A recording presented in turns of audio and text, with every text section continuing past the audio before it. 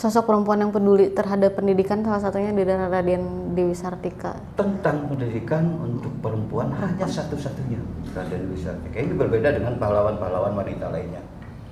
Ya kan? Berbeda sekali dengan pahlawan-pahlawan wanita lainnya. Itu pada ciri khasnya di pendidikan. Sehingga Sampai anak-anak perempuan di sini harus berterima kasih pada beliau. saya sampai merinding nih, Bah. Kisah Dewi Sartika, kamu harus tahu sebagai perempuan milenial di era sekarang. Jangan lupa sebelum nonton like dan subscribe ya.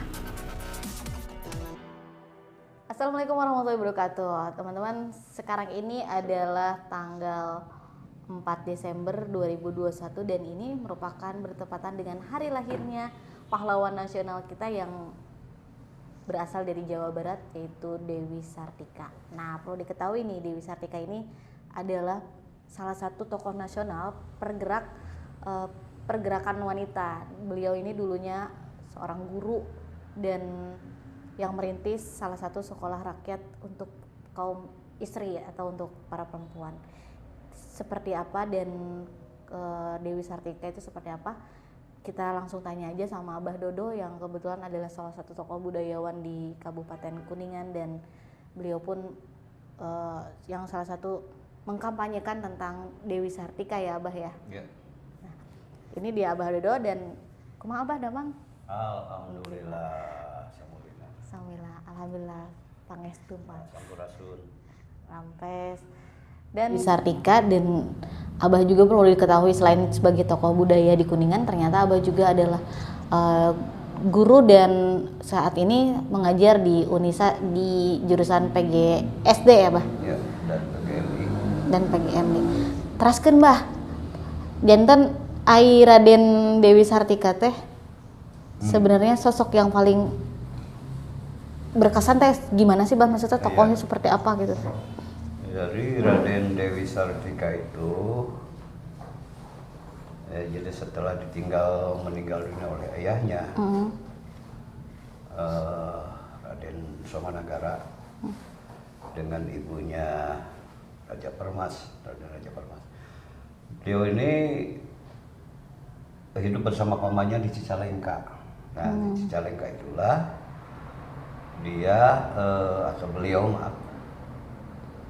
beliau bermain-main dengan anak-anak tetangga di sana karena melihat bahwa kaum hawa, kaum wanita pada saat itu tidak berpendidikan, ya belajar, mengajak mereka sesama anak-anak untuk belajar calistung, istilah sekarang calistung, membaca, menulis dan berhitung dengan media seadanya, ya ada di batu-batu yang lempar, kemudian ada di genting.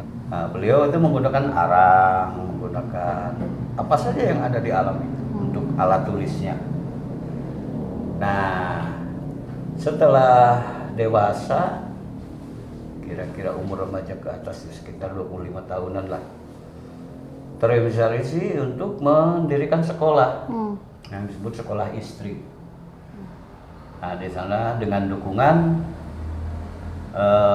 yang nanti jadi suaminya, itu Raden Kanduruan Agah Suryawinata yang jadi suaminya. Jadi dia mendirikan sekolah yang disebut sekolah istri.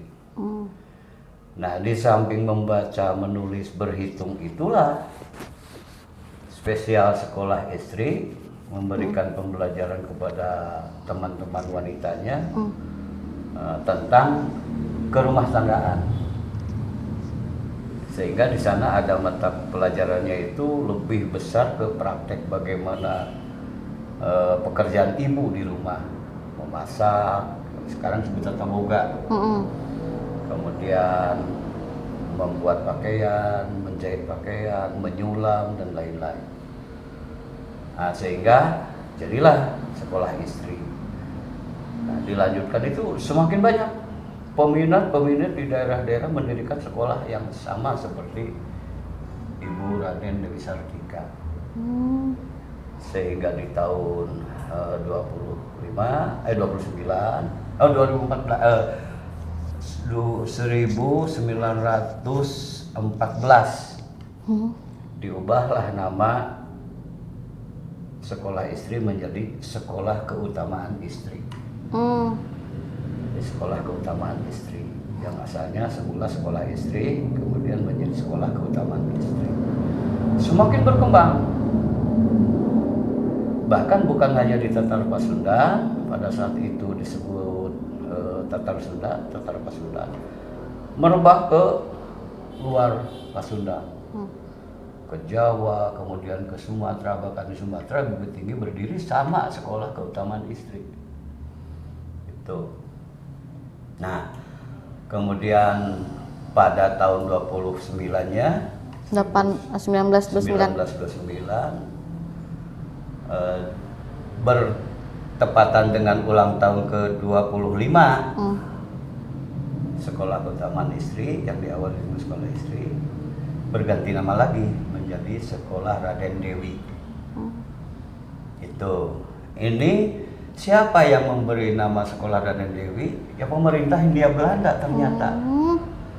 Bukan bangsa kita. Pemerintah Hindia Belanda memberi penghargaan kepada Raden Dewi Sartika bahkan dengan bintang jasanya, dan nama sekolahnya diganti menjadi Sekolah Raden Dewi. Jadi ternyata Belanda tidak memusuhi Raden Dewi Sartika, justru bagus, bahkan diberi bintang jasa. Itulah kehebatan Raden Dewi Sartika ketika ingin memiliki andil untuk mencerdaskan bangsa, khususnya kaum hawa, kaum wanita. Istri sendiri teh dari para istri atau memang istri teh dalam bahasa Sunda atau istri memang dari para prajurit gitu teh? Istri dalam hal ini adalah wanita ya. Jadi bukan istrinya seseorang suami, bukan. Jadi Sekolah Keutamaan Istri di sini adalah Sekolah Keutamaan kaum wanita. Maksudnya seperti itu.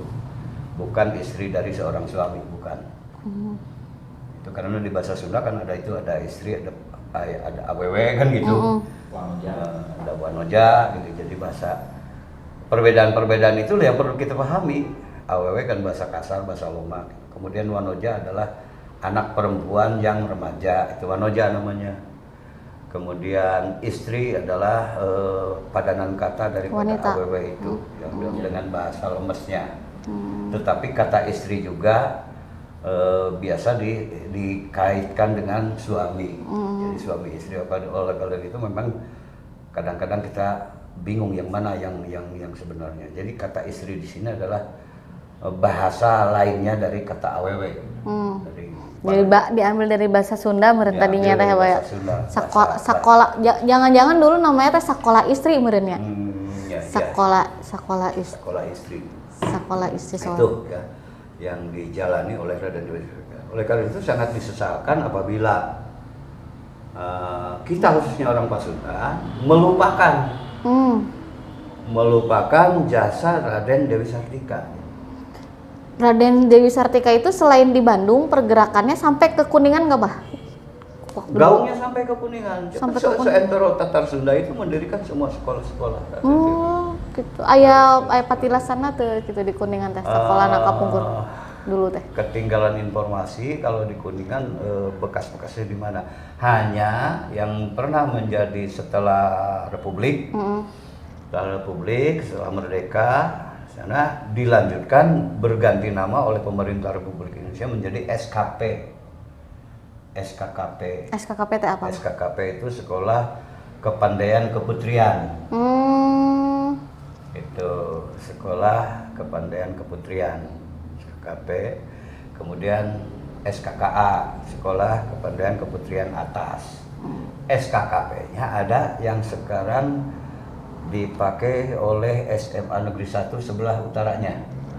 Dulu di sana bekas SMP 5.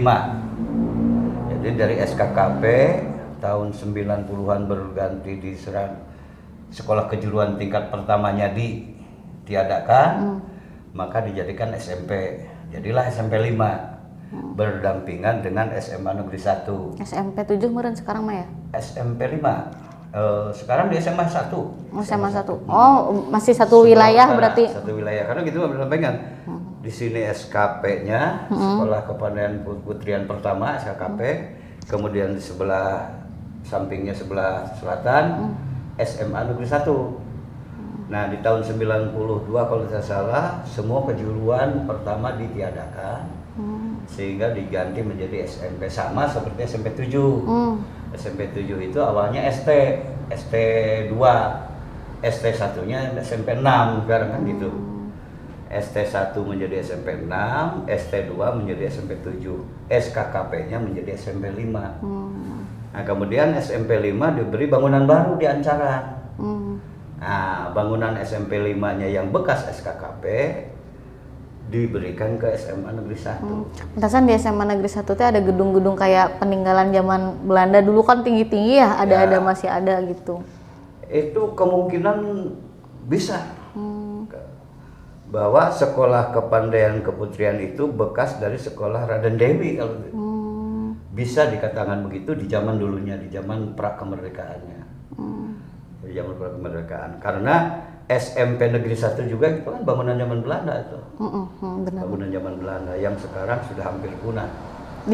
Seharusnya tuh dicagar budayakan ya, Bah ya? Harusnya dicagar budayakan. Jadi tidak diganti dan memang Sudah punah sama sekali SMP Negeri 2 kan itu. Ciri-ciri lamanya sudah tidak ada. Udah nggak ada, udah direhab renovasi. SD Negeri 2 dulu sekolah Cina. Kan sudah tidak ada ciri-ciri sekolah Cinanya. Jadi, sayang banget ya, Bah ya?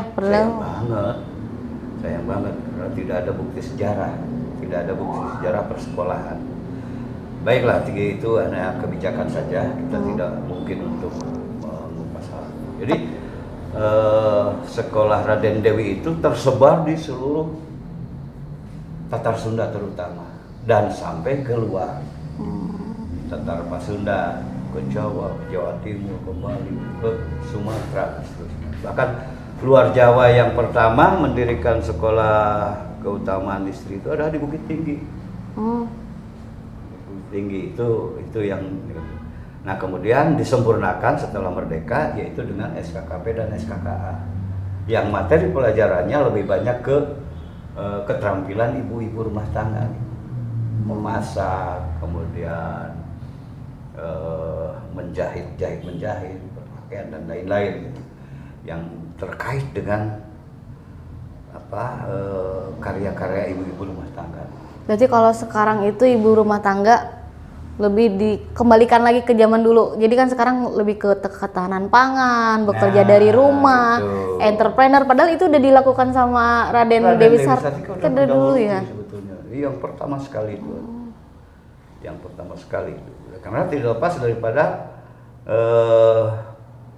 mata pelajaran umumnya. Mata pelajaran umum tetap harus disampaikan. Di antaranya kurikulum lama itu kan menggunakan calistungnya itu, membaca, menulis, berhitung. Lain-lainnya ada tambahan, ada sekarang PPKN misalnya, dulu namanya studi hukum, kemudian ada sejarahnya, kemudian ada ilmu alamnya dan lain-lain. Yang dimaksud dengan kejuruannya itulah. Jadi khusus untuk anak-anak wanita, ya anak-anak wanita. Jarang sekali anak laki-laki masuk ke sana karena ini untuk keterampilan wanita yang bersekolahnya di sana di SKKP ya. Yang pada zaman Dewi Sartika itu yang pertama tahun 2010-nya adalah sekolah istri. Kemudian 2014-nya berubah menjadi sekolah keutamaan istri dan 2014 1910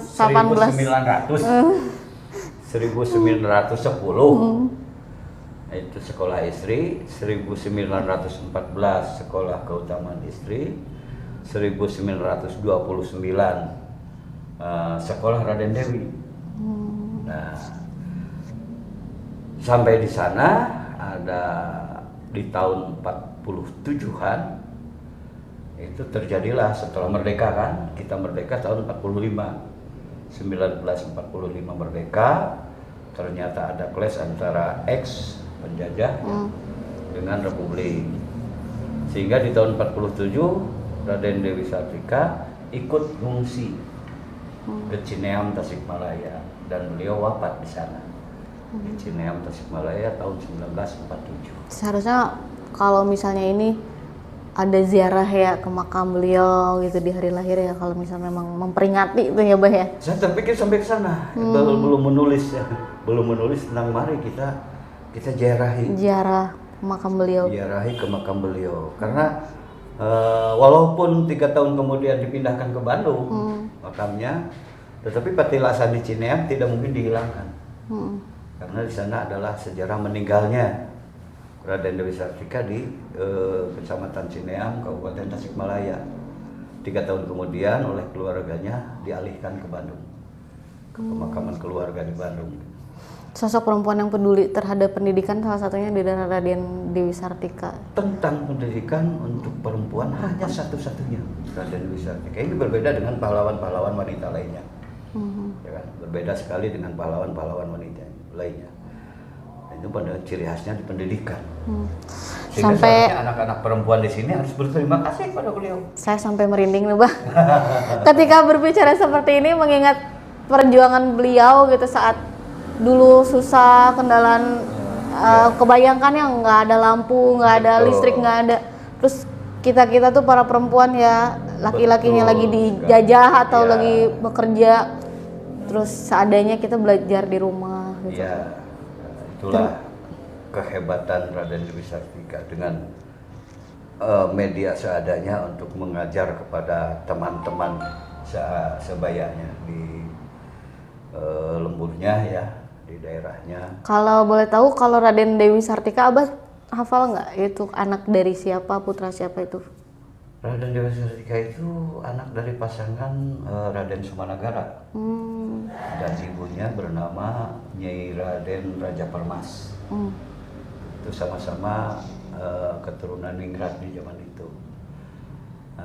Itu adalah cucu R.A. Amartanagara. R.A. Amartanagara ya.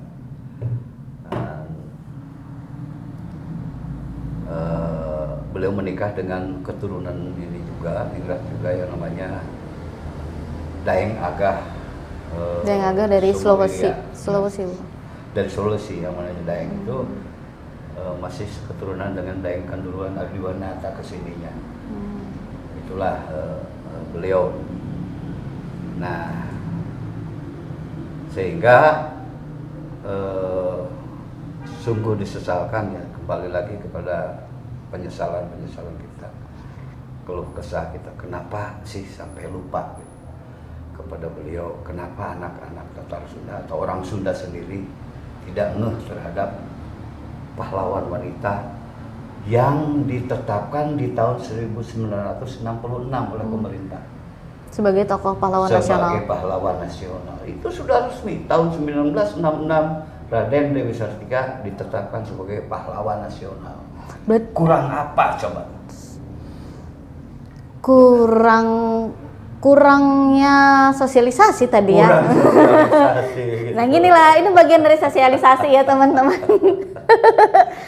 Jadi buat kamu juga kalau misalnya pengen tahu, seharusnya kalau misalnya event-event yang untuk memperingati emansipasi wanita khususnya di Jawa Barat itu dilakukan hari ini 4 Desember. Sebelum Hari Ibu, hari ini dulu nih. Betul, hari ini dulu. Kalau Hari Ibu kan baru-baru nih dicanangkan, padahal lebih dulu Dewi Sartika yang ditetapkan sebagai tokoh pahlawan nasional. Iya. Jadi kita lebih ramai di Hari Ibunya. Padahal Hari Ibu itu adalah Kongres Ibu-ibu. Kongres Ibu-ibu. Kongres kaum wanita. Padahal zaman dulu itu oleh Raden Dewi Sartika sudah biasa kongres ya. Walaupun bari ngesikan, bari naon, lah kitunya bari nyusuh teh. Jadi kenapa yang munculnya malah Hari Ibu gitu. Padahal Hari Ibu itu ditetapkan melalui kongres oleh kaum wanita. Pada saat itu yang ikut kongres. Pasti lebih ke modern kali ya. Dan ini juga kita perlu sebagai pembelajaran kita kilas balik tentang perempuan-perempuan di Sunda. Pantasan orang-orang Sunda mah ararapik merenya bahnya. Jadi udah dari dulu jadi belajar, udah pada mengerti gitu kebudayaan atau gimana? Betul, memang dulu memang sudah pada mengerti lah seperti apa wanita-wanita Sunda atau hal-hal yang terkait dengan budaya Sunda itu sebetulnya. Jadi bisa nyanyi, bisa apa, nah gitu ya, Bah? Karena Nah itu tadi hal-hal yang kebiasaan di lembur ya, ada kebiasaan-kebiasaan di lembur, ada permainan, ada kaulinan baru zaman dulu itu ternyata oleh Raden Dewi Sartika itu dijadikan inspirasi untuk pembelajarannya kepada mereka. Nah itulah kelebihan Raden Dewi Sartika berkaitan dengan pendidikan kaum wanita. Nah dengan demikian sebetulnya pendidikan kaum wanita itu bersumber atau berawal dari keberanian Raden Dewi Sartika untuk menerobos. Jadi bukan hanya berteriak emansipasi, dia masih dengan kerja, dengan praktis secara langsung. Inilah yang dipentingkan oleh kaum wanita. Untuk menyetarakan diri dengan kaum laki-laki itu harus pintar kan gitu. Ya, agar setara. Jadi kesetaraan antara kaum laki-laki dengan wanita itu dibuktikan dengan didirikannya sekolah kewanitaan. Kalau sekarang tidak ada sekolah kaum wanita, tidak apa-apa. Karena apa? Karena sudah setara. Tidak salah juga pemerintah mendiadakan kejuruan tentang sekolah keutamaan istri atau sekolah kepandaian keputrian atas SKKA. Kenapa? Karena sudah setara laki-laki dengan perempuan. Sehingga sekarang perempuan boleh mempelajari teknologi-teknologi yang biasanya dilakukan oleh laki-laki kan begitu. Itulah keuntungannya. Tetapi mata pelajaran yang dulu oleh Raden Dewi Sartika tidak hilang. Ya, dari tahun 80-an sampai 90-an di IKIP Bandung masih ada jurusan PKK. Pendidikan Keterampilan Keputrian masih ada. Kemudian 95-an ke sini berubah menjadi pendidikan lain. Saya nggak kepikiran ya. Kalau beliau tuh jenius banget kayaknya tuh dulunya. Universitas itu ada ya teknologi makanan. Sekarang kan ahli gizi ada. Gitu. Lebih ada modern teknologi makanan, ada jurusan program studi ahli gizi kan gitu di Sepaknya, Sekolah Pendidikan Ahli Gizi. Itu mengambil dari inspirasi dari SKKA. Inspirasi dari sekolah Raden Dewi karena pada awalnya Raden Dewi dulu lah yang menciptakan itu. Nah, sekarang masih ada. Mata kuliah itu masih ada, sekolahnya juga masih ada, Sekolah Pendidikan Ahli Gizi di bawah naungan Kemenkes yang biasanya berafiliasi dengan rumah sakit kan gitu. Kemudian di Universitas Pajajaran ada teknologi makanan kan gitu. Ada jurusan atau program studi teknologi makanan itu berkaitan dengan makanan. Walaupun makanannya itu sudah ada tambahan dengan ada khas daerahnya, ada khas luar daerahnya, ada khas luar negeri bahkan makanan Eropa seperti ini. Ada campuran gitu ya model. Ya campuran. Kayak nggak kebayang beliau tuh kayaknya dulunya tuh emang jenius banget gitu ya sampai kayak gimana. Tetapi tidak membuat gebrakan yang terlalu anarkis. Jadi beliau tuh pergerakannya soft gitu sehingga pemerintah Belanda itu sampai memberikan penghargaan kepada beliau. Berarti kan itu saking softnya dia memberikan gitu kan. Seperti itu. Alhamdulillah. Mungkin orang Sunda kayak gitu kali ya, Bah ya, maksudnya lembut, pelan-pelan. Ya, gitu. Jadi kayak memang ciri khas orang Sunda begitu. Lembut, apalagi di kaum Hawa itu kan. Lemah lembut, ada sopan, kemudian tata keramanya cukup tinggi gitu.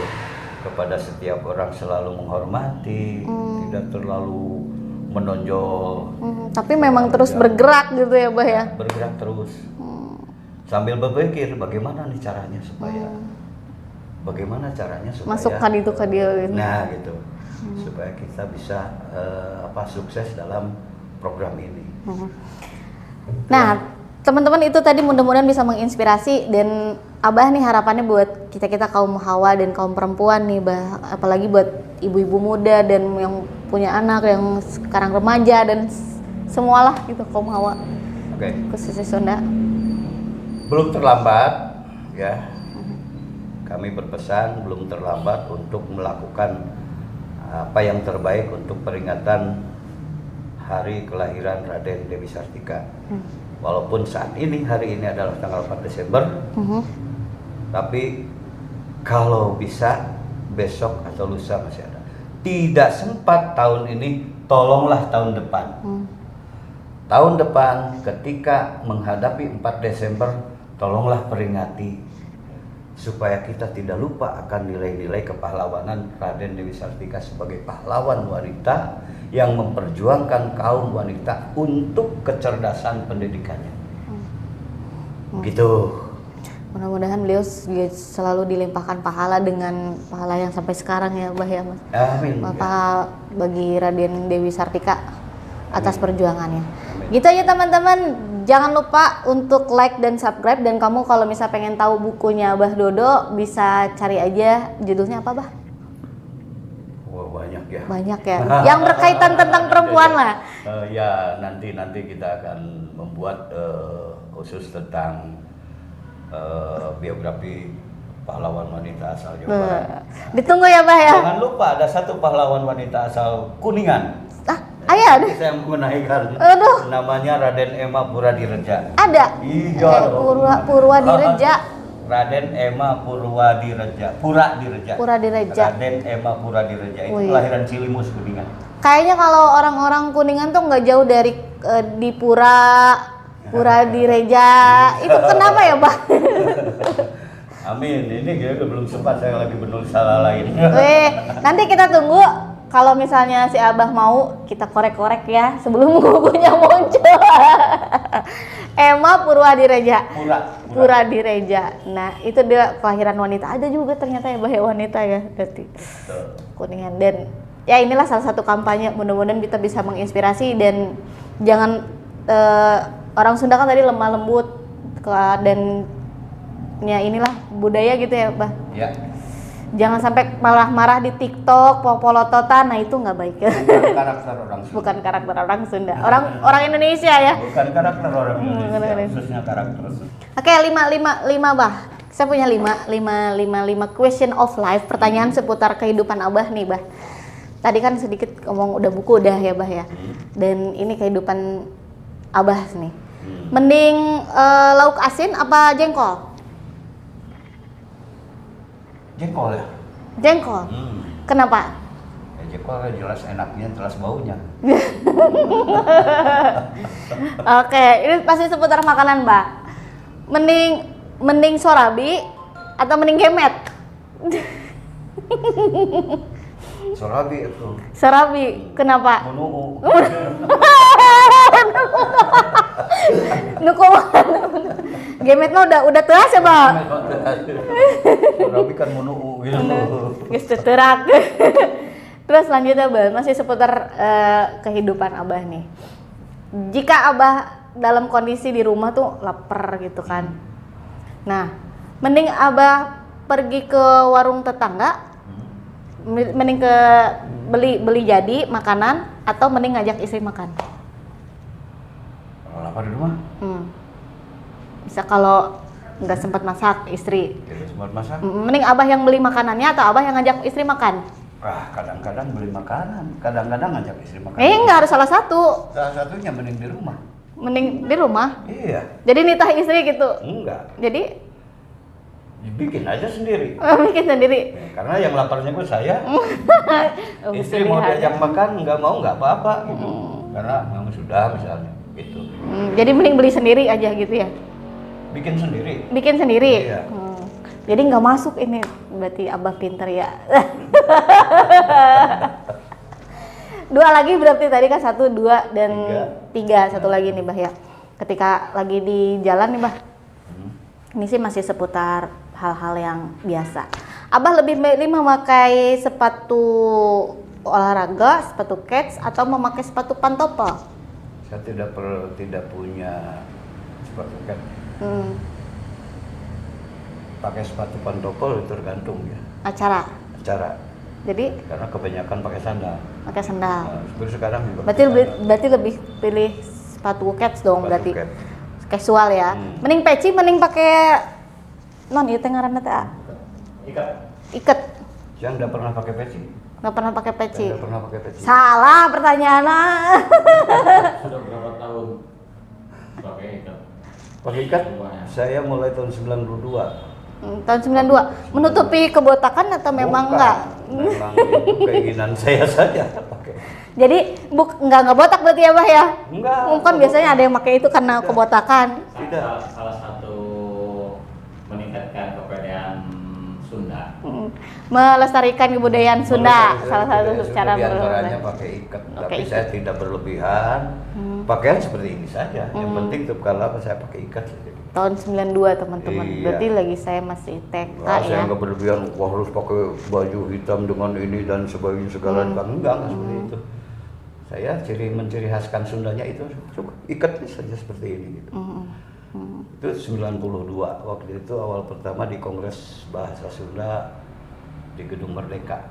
Itu awal menggunakan ikat. Dan berlanjut sampai sekarang alhamdulillah. Inspirasi seperti ini bukan berarti saya orang pertama memakai ikat di zaman ini gitu. Tapi alhamdulillah sekarang gaungnya ikat di mana-mana gitu. Alhamdulillah bisa menularkan virus positif ya Bah ya. Iya. Nah gitu aja teman-teman ya. Jadi balik deka Sorabi. Jadi sampai di sini aja kita mau makan Sorabi Munuu bareng. Teman-teman, wassalamualaikum warahmatullahi wabarakatuh. Aturun Bah. Sami-sami sampurasun. Rahayu. Sampai di sini aja obrolan kita tentang tokoh pergerakan perempuan nasional yang berasal dari Jawa Barat, Raden Dewi Sartika. Sampai jumpa lagi, jangan lupa like dan subscribe.